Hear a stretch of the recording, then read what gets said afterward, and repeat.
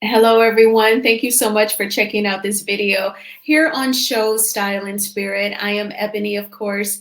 As you can see from the title of this video, I do want to talk about the explosive video that came out today from the amazing content creator True T on Maurice Scott from Love and Marriage Huntsville, his alleged lawsuits against two other amazing content creators. And also, I want to talk about the incredible news of Melody Shari being reported on in Ghana, Africa. It is great. All right, so now before we get into these stories, I ask that you all please hit the like button on this video. Then YouTube will recommend this video to more people who also enjoy discussing the various topics that come about concerning Love and Marriage Huntsville. And if you have not already done so, please subscribe to Show Style and Spirit.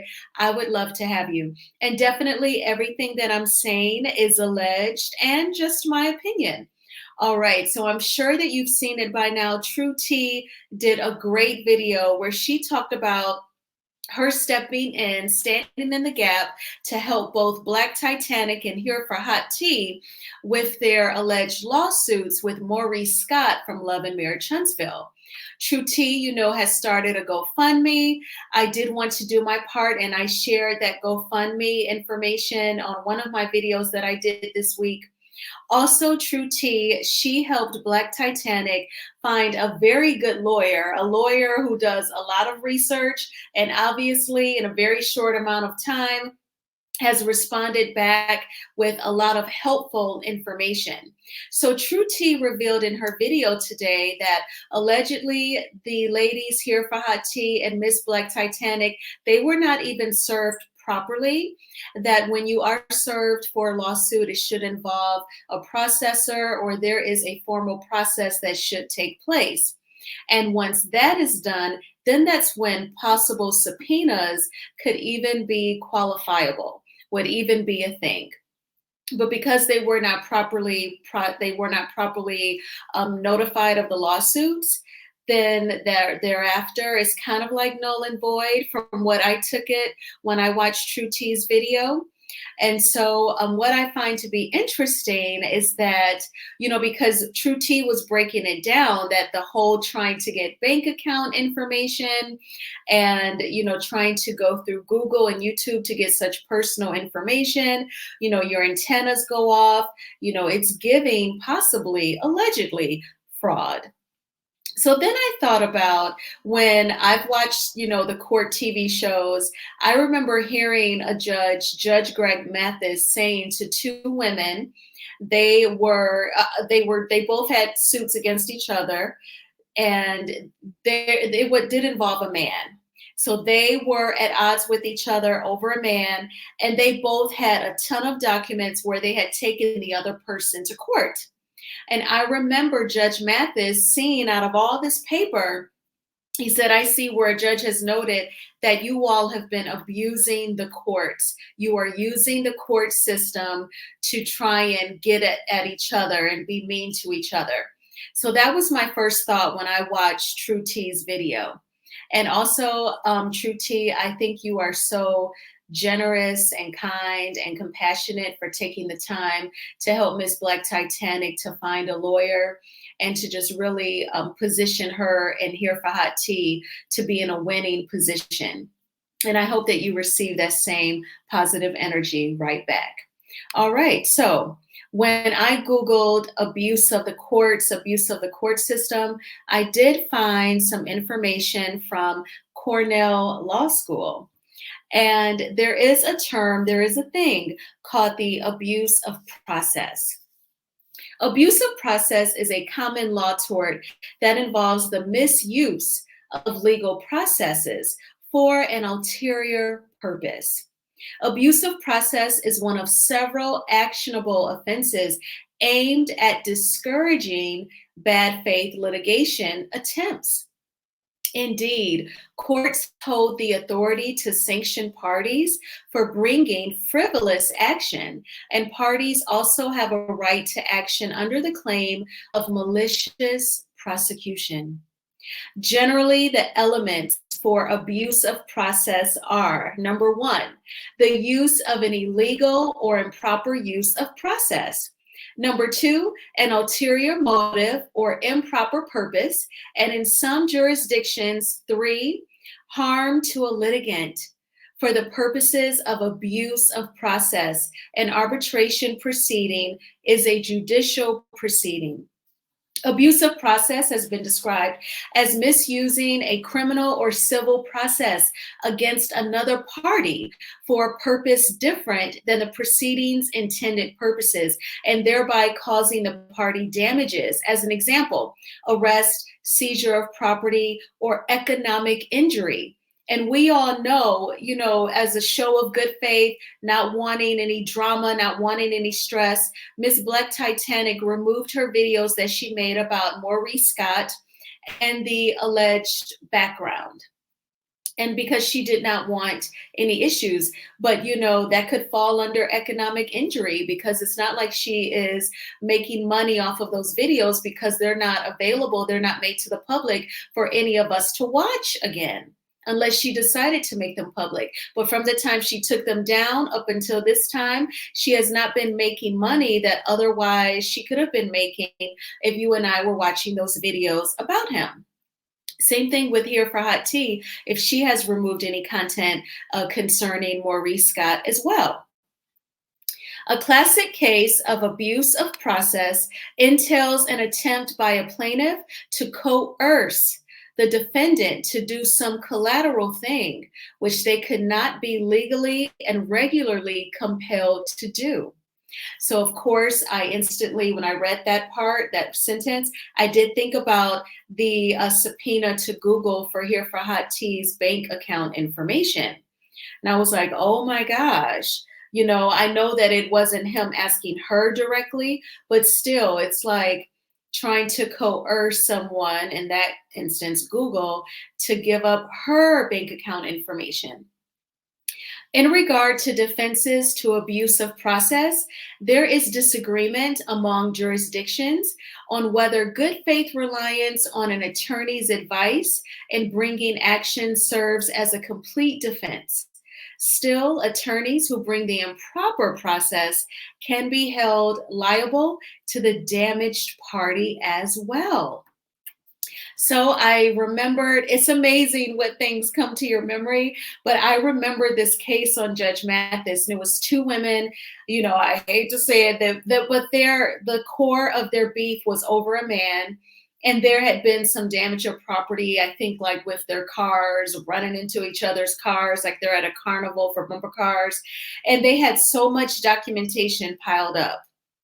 And they had taken each other to court so many times that Judge Mathis saw where it was a pattern where they were abusing the courts. And that stood out for me because I'm like, wow, I've never heard of people using the courts to be abusive. So when I watched True T's video, that's what made me Google, and here we are, Cornell Law School, breaking down some very good information.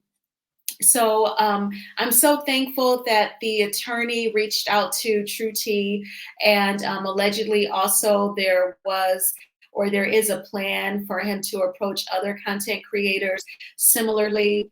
And it would be a matter of perhaps using the same lawyer that is assisting Ms. Black Titanic, or coming up with some sort of course of action to, protect ourselves. Now, it just amazes me with all of the lawsuits. I really feel like the entire situation between Tasha K and Cardi B has painted this picture, set this tone for some reality TV stars thinking that, here's their big payday because of what resulted with Tasha K and Cardi B. I knew that lawsuit was going to set a precedent. I feel like that is more of a unique situation. The average content creator is not out saying that someone has an STD or engages in street walking when they're not. I feel like that was a definite unique situation. I grew up watching major superstars like Whitney Houston, Michael Jackson, Oprah Winfrey just get bashed in the tabloids when I would go to the grocery store with my mom and we'd be waiting in line and I would see the tabloids. You know, they always said horrible things about Michael Jackson. It was always embarrassing. I felt bad for him growing up. And they took it on the chin. They knew who they were. They knew they were major superstars. They were so booked and busy. I bet they really didn't have time to really stew over things, let alone hire an attorney and show up for court. So I just feel like today's public figures, they definitely move a whole lot differently than the celebrities of before time. But these are the times that we are in. So as content creators, we have to move appropriately. And I feel like as content creators, we're not nearly as bad as the tabloid writers who would bash Oprah and Whitney Houston and Michael Jackson. So, I just feel like they're doing a lot. Okay, so moving on to Miss Melody Shari, I want to prepare to talk about her actually being in a Ghana publication.